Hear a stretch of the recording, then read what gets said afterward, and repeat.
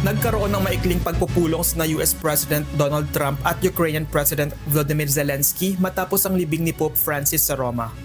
Sa isang post sa social media, ipinahayag ni Trump ang kanyang pagdududa sa senseridad ni Russian President Vladimir Putin sa pagwawakas ng digmaan sa Ukraine lalo na matapos ang pag-atake ng Russia sa Kyiv.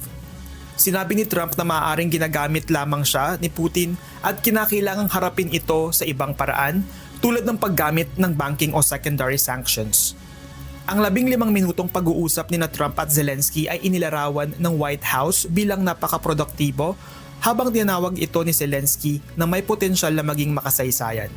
Sa mga nakaraang pahayag, sinabi ni Trump na malapit nang magkaroon ng kasunduan ng Russia at Ukraine matapos ang negosasyon ng kanyang sugo na si Steve Witkoff kay Putin.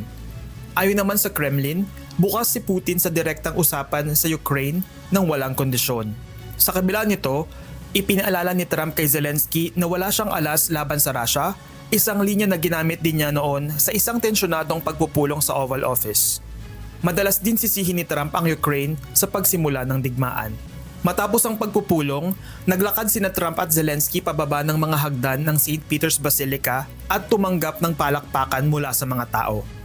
Kasunod nito, si Zelensky ay nakipagkita rin kina French President Emmanuel Macron, British Prime Minister Sir Keir Starmer at European Commission President Ursula von der Leyen.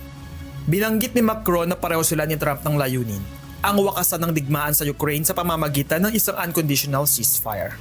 Samantala, patuloy na inatanggi ni Zelensky ang anumang kasunduang maaaring magresulta sa pagbibigay ng teritoryo sa Russia, kabilang na ang Crimea.